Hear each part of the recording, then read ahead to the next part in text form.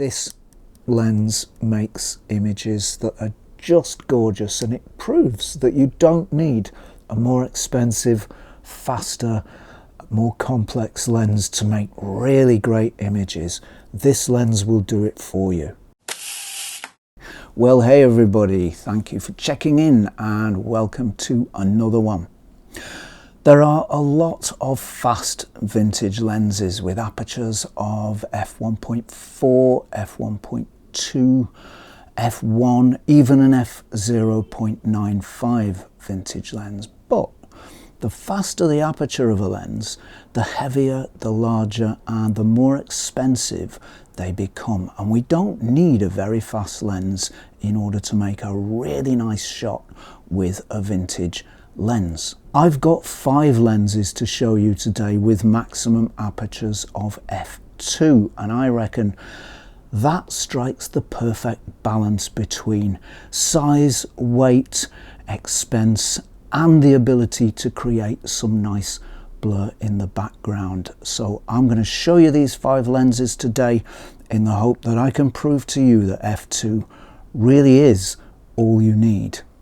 So here's the first lens that I would like to show you today, and this is an interesting f2 lens. This is not a 50mm. Many f2 lenses are 50mm, but this one is not. This one is a 28mm. This is the Vivitar 28mm f2, and this is interesting because it's actually quite a cheap wide-angle 28mm lens with an f2 aperture. There aren't actually many of these about.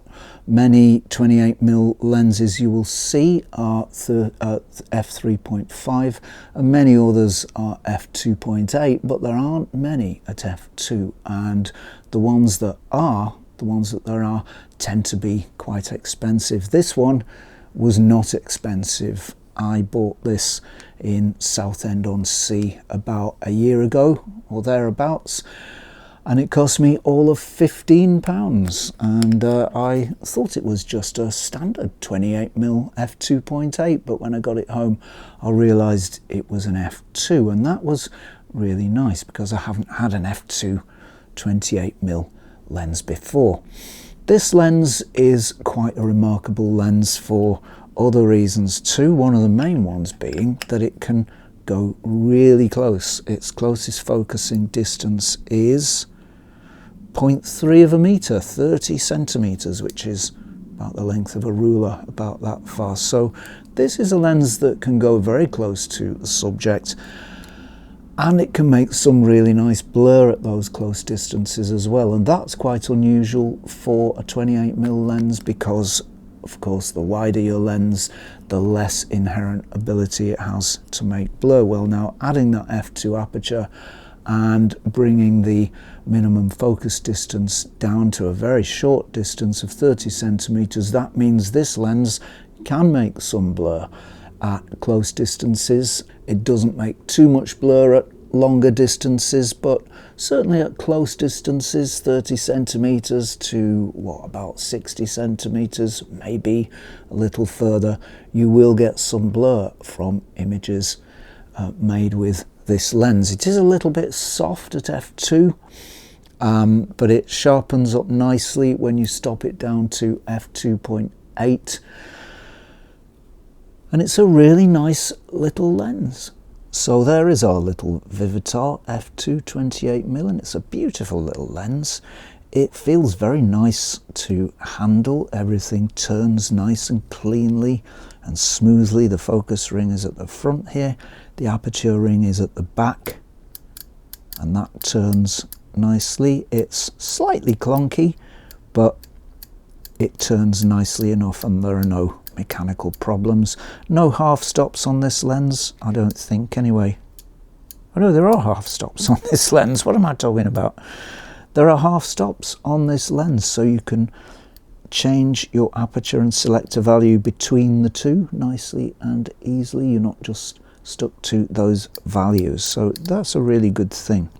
There's the nice big front element, and it is quite a nice big front element with lovely greeny bluey sort of purpley coatings on there, There is the rear. This one's in K-mount. Many of these Vivitar lenses were made in K-mount because K-mount was a really popular mount.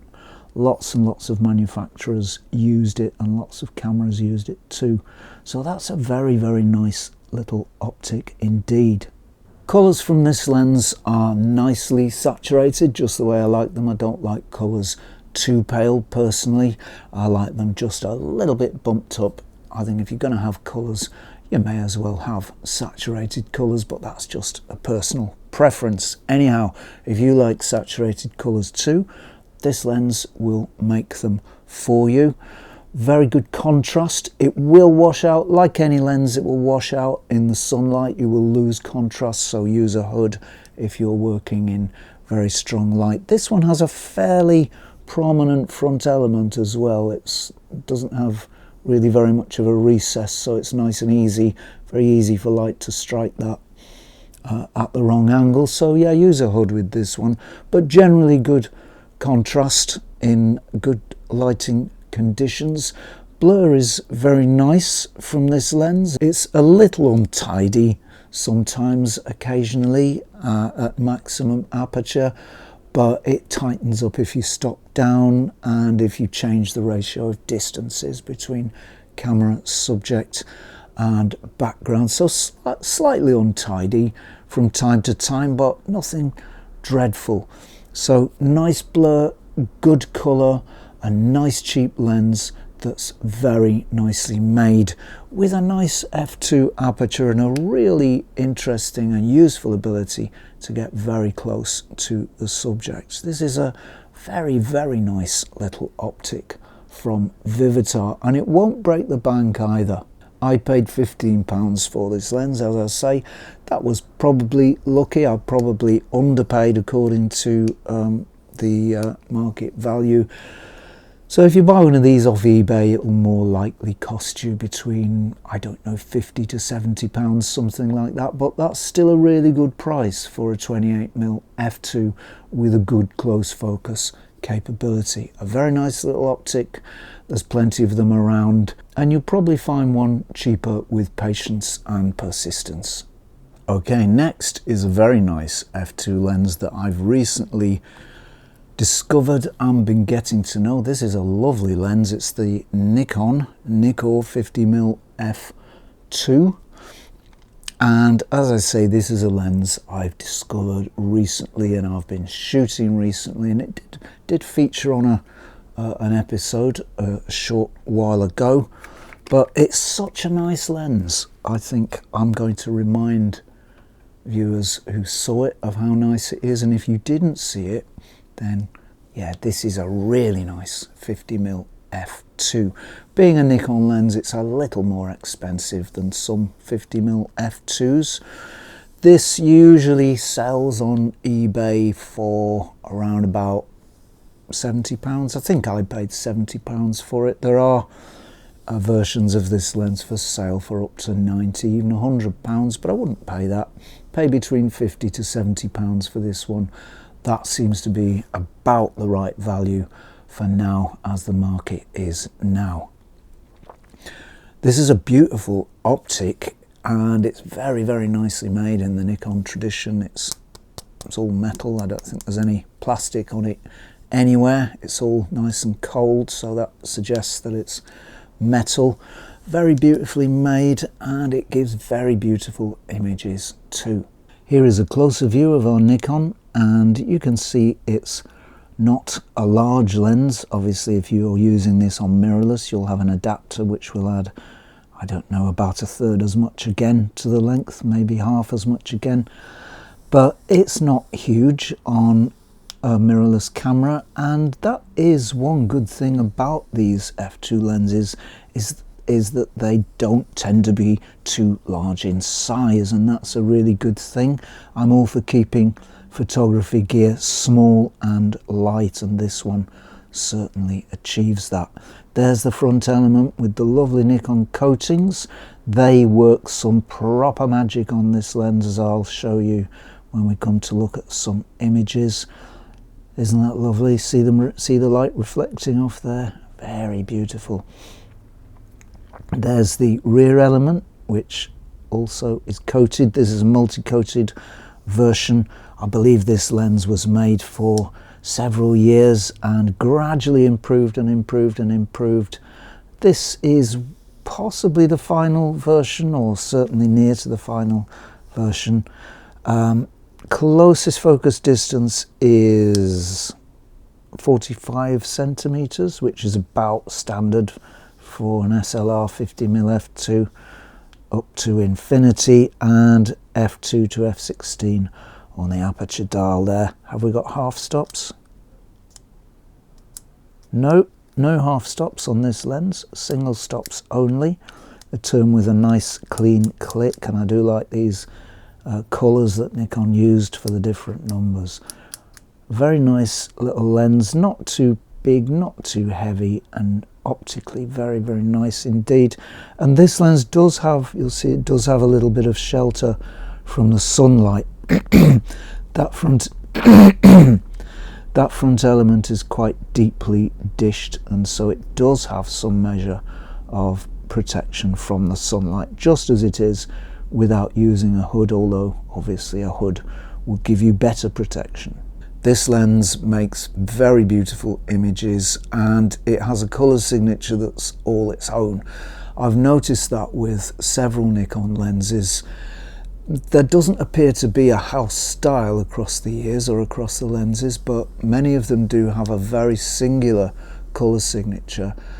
One of those being the 50mm f1.4, which I've talked about in the past, and this little 50f2 has its own colour signature, which is nicer than the 1.4. This gives colours that are full of energy, full of brightness, full of light, full of joy, and it's just magical what it does with colours. They're very light, they're very upbeat, they seem to be somehow celebratory, somehow joyful, somehow just lovely colours that make the world seem a really good and happy place, which I'm sure it is. But looking through this lens, you would never doubt it for a second. It just makes beautiful, lovely, fantastic colours that just shine with joy, just beam with upbeat optimism. They're that nice. I really love the colours. This is one of my favourite lenses for colour, bar none. It makes some really nice background blur as well. Blur is lovely from this lens. It can be a little bit untidy here and there, as is the way with vintage lenses, but that's what gives them their character. It's those slight flaws in their design that gives them that slightly rough edge sometimes in the background blur. That's what gives these lenses character, that's what makes them individual, that's what gives them identity, and this lens has plenty of that. Blur is usually nice, it can be very, very soft, very beautiful, very lovely and very uniform, but at times it does have a slight roughness, and it just really demonstrates its character and its personality and its individuality, not just through its colour but through its background blur as well. This is a really, you could probably pick out an image shot by this lens from a lineup of images shot by other lenses. That's how different it is, and I guarantee it would be one of the nicest images in that lineup. This lens makes images that are just gorgeous, and it proves that you don't need a more expensive, faster, more complex lens to make really great images. This lens will do it for you. Here's an f2 lens that isn't an f2 lens at all. This is in fact an f1.8 lens, but that's as near as makes no odds. So we'll allow this lens in as a member of the f2 club. So this is, as you can see, a very small, very thin lens. It's not large at all. It's pretty much a pancake. This is, you might know already, the Konica Hexanon AR 40mm f1.8. This humble little optic is one of the nicest lenses I've ever shot, bar none. This is an absolute beauty. It's the nicest 40mm I've ever shot, bar none, and that includes modern vintage or any others, because it has such fantastic colour and optical characteristics and some very nice blur as well. Before we get into that, let's have a closer look at this beautiful little optic. And there's our little Konica. Look at it, isn't it? A beautiful little thing. 40mm f1.8. That's quite fast for a 40mm. In fact, most of them I've seen from other vintage lens manufacturers, most of them only go up to f2.8, so this is quite a fast 40. There are not many 40s from the vintage manufacturers. I know Pentax did one. I think Olympus did one also, but this is a really nice one, and I can't think that you'd find a lens at this focal length that will make images any nicer than this.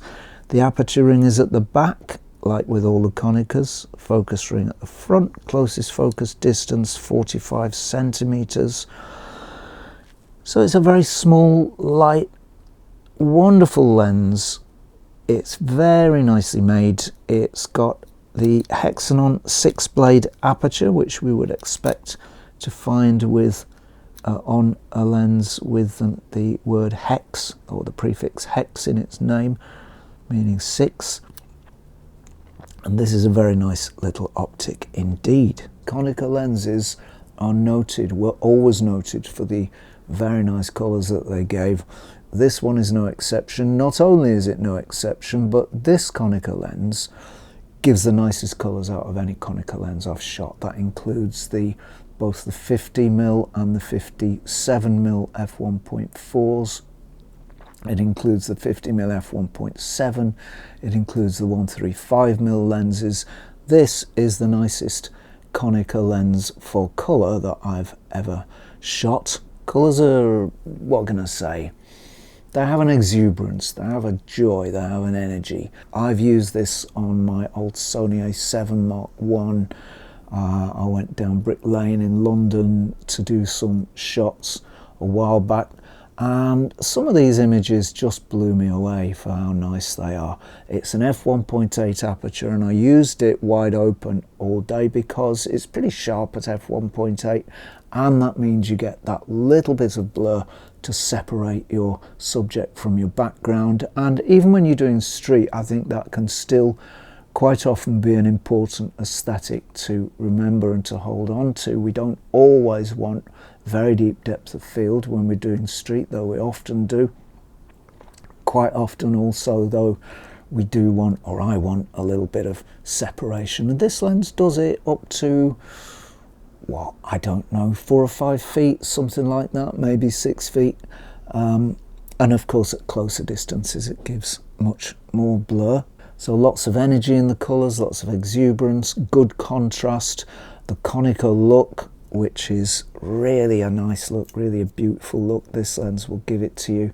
It's nice and fast, so you can use it in lowish light, and it will give you some nice background blur as well. So what's not to like? This is just a fantastic little lens.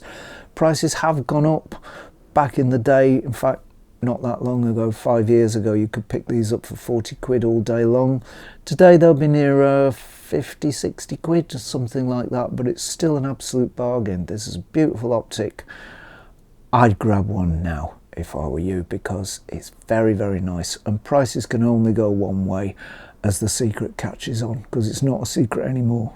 Next is another lovely little 50mm f2 that I bought maybe a couple of years ago. This is the Miranda 50mm f2, and this is a surprisingly nice lens. The Nikon 50mm f2 that we just talked about makes beautiful images. This cheap little Miranda lens, made by goodness knows which third-party manufacturer, makes images that are just as nice in its own way. It doesn't have the same colour signature, it doesn't give the same image as the Nikon, but this little optic gives a very beautiful image which in its own way is every bit as nice as that given by the Nikon. Let's have a closer look. And there's our little Miranda lens, and as with many of these f2 lenses, you can see how small it is. It's not too far from a pancake. That's what a small lens this is. There you can see the front element. This one has a certain amount of protection from the sun, though not quite as much as the Nikon. There's the rear element. This is of course a multi-coated lens. It's an 80s lens. It was probably made by Tomioka or Cosina. In fact, it bears a very suspicious resemblance to the Yashica 50mm f2. So I think it might be a Tomioka lens, and going by the image quality, that would certainly be borne out because it does make very lovely images. It's a light lens. There's plenty of, well, I don't know about plenty, some plastic used in its construction. I think all the body, all the outer parts are plastic. Probably well, in fact, certainly there's a metal focusing helix inside, and the mounting ring is metal. This lens may or may not be as long lived as the Nikon, but it's lived a good while and it's still making very nice images.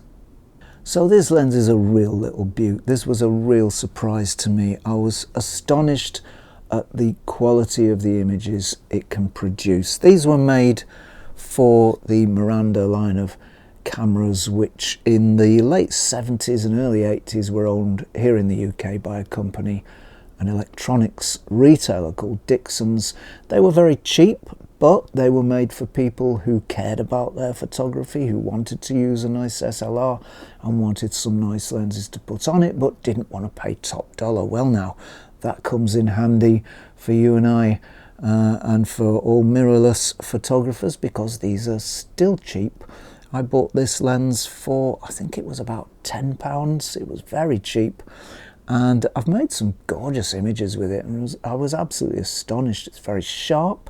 It's got real good sharpness wide open. It renders details really, really clearly and really nicely. It's got fantastic colour. It's, what can I say? It has lots of saturation. It gives colours lots of saturation, but they're not quite so light and bright as the colours from, for example, the Nikon 50mm f2. These are a little darker, a little more strong, a little more substantial than the colours from the Nikon. A slightly different tone, but still very, very beautiful images. It makes lovely background blur. The blur is very soft, surprisingly soft from this lens, and it's not an easy lens to upset. You can't easily find many rough points in the blur from this one. So generally very good performance as far as background blur goes. Colour's lovely, it's very sharp. It's probably got a little bit of chromatic aberration. In fact, I'm sure it has. Most vintage lenses do. And if you shoot wide open at f2, if you're shooting against a very light background like the sky, you will see some slight darkening of the corners.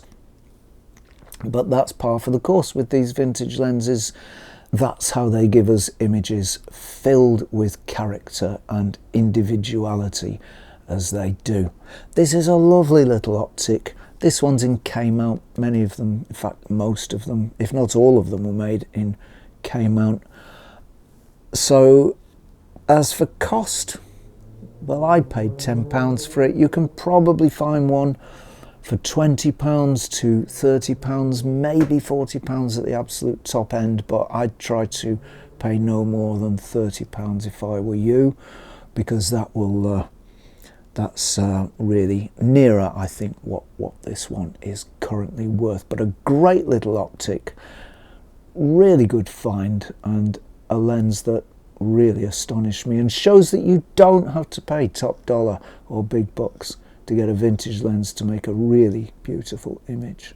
Finally, a lens that is one of my absolute favourites. You might recognise it from its shiny polished aluminium body.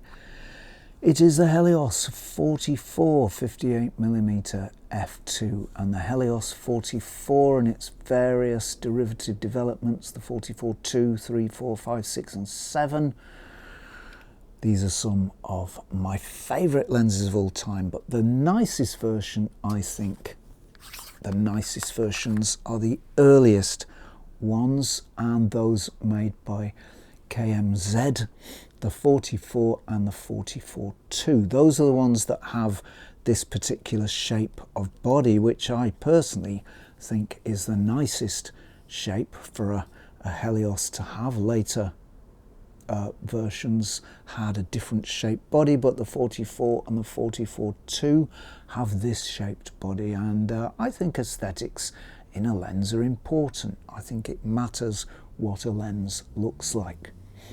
There are, broadly speaking, two versions of the Helios 44. There's this, the 13 blade version.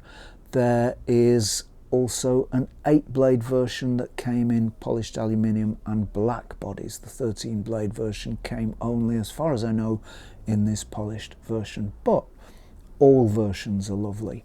This one's got 13 blades, so that means bokeh balls are just that little bit more round, and you don't get any straight edged shapes, hexagons or octagons in your aperture, if you've in your background blur rather, if you've stopped your aperture down. But you know, that's kind of a detail really. All these Helios 44s are fantastic. They're sharp in the center, they've got beautiful blur, very, very characterful swirly blur, and they give really nice colors as well. So there's our silvery shiny Helios, and what a beautiful thing it is. This is a direct copy of the CZJ Biotar lens, and the Biotar lens was the original swirler. This is a direct copy of it. It doesn't look quite the same in its body, but the optics are identical. In fact, I think certainly the earlier Helios 44 and the 44-2, I think they give a nicer image than the Biotar. I know there were many versions of the Biotar, but the version I had compared to this lens, this one was nicer. So that is quite a testament. The front element on this one is fairly deeply dished, giving some protection from sunlight catching the front element. There is the front element with, if we're lucky, we should be able to see the purpley coatings that this one has. You may be able to see them there somewhere. Those are the nicest coatings to have on a Helios lens. They're an M42 mount, apart from the very early ones, which is an M39 mount. This one has an M42 adapter ring on it. It's a nice simple adapter, just a very small metal ring that screws onto the thread and turns it into an M42 lens. You can see, let's have some focus please. Thank you.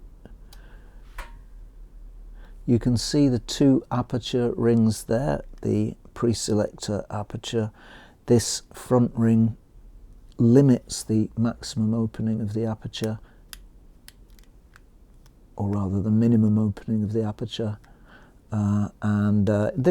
It was a system designed for you know, before a camera would automatically stop down a lens, and it works nicely enough. I only ever use the second larger ring at the behind the main one there.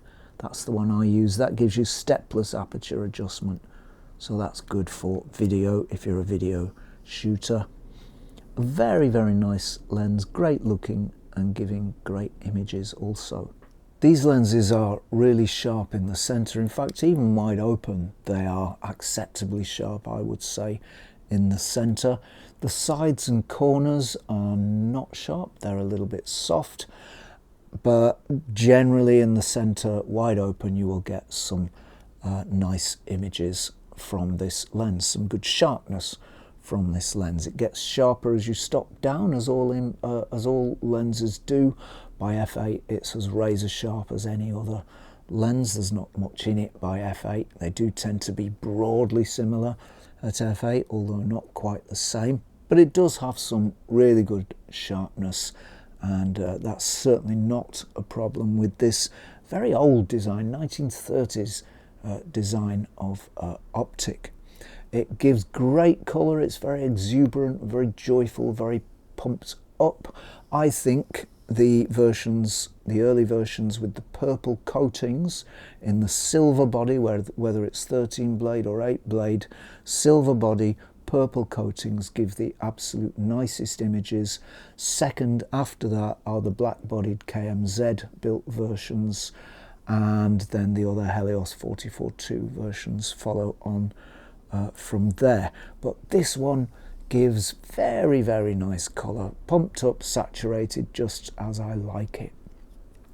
The blur from this lens is really its party piece. You may or may not know that lenses with this Biotar design give an impression of swirl. If you get specular highlights, that is point light sources in the back of a shot, it gives an energetic, swirly feeling and an impression of motion in the back of a shot, and this lens is a really good way of doing it. There are more expensive ways of doing it and getting more swirl in your shot. The Helios 40 will do that, the TT Artisan 75mm f1.5 will do that, but this will do it too. It won't do it quite as much as some of those other lenses, but it does give a really nice amount of swirl, and you can make a nice portrait with this lens, and you can certainly infuse your images with real visual interest and a real unusual aesthetic. Background blur can be a little harsh from time to time, but that's a question of just adjusting your distances between camera subject and background to take care of that. This is one of the vintage lenses with the most character I can think of. It's very, very famous. It's become an iconic lens. Many filmmakers have used it, including the cinematographer on the recent Dune films. And it's a really great optic, and it can be yours for 40 to 50 pounds. These are still really, really cheap. They were made in the millions, and there are still millions about in good condition. And if they're not in good condition, if there's a little fungus in there or a little dust or a little oil on the blades, this is one of the easiest lenses to take apart and clean up if you're careful and don't go too far. This is a really good lens to, if you want to learn anything about lens servicing, even fairly moderate level of lens servicing, this is a really good one to start with, because it's very, very simple to undo and to get back together. There's no hidden surprises or springs waiting to jump out or little ball bearings that you're going to lose. This is a great way to do it. It's also a great way to get a cheap vintage lens with some that will give some real interesting aesthetic to your shot and make your image stand out. So there we are, 5 really nice f2 vintage lenses that will infuse your images with real character and individuality, and it really infuse your images with a very, very interesting and unusual aesthetic. And that's what vintage lenses are best at, and you don't have to pay lots and lots of money to do it, and you don't have to get the fastest, fanciest vintage lenses to do it. A moderate, relatively humble f2 aperture lens will do it for you, and they're a really good compromise between size, weight, cost, and the final aesthetic that you get from the lens. Just beautiful, all of them. So there we are, that is about it from me for this week. Many, many thanks for watching and tuning in. I really do appreciate that. If you've enjoyed this episode, you might want to chuck us a sub, that would be appreciated. Many, many thanks to subscribers for your support. I really do appreciate that support. And many, many thanks go to patrons for your support. That support is very much appreciated. Heartfelt thanks to anybody who supports the channel in any way. Thanks to anyone who's watched, tuned in, given thanks, super thanks, or engaged with the channel in any other way. Many thanks to you. As for me, that's it for now. But if you're not doing anything too difficult, troublesome, or involving next week is around this time, please do join me For a spot more, Zenography. Cheerio all.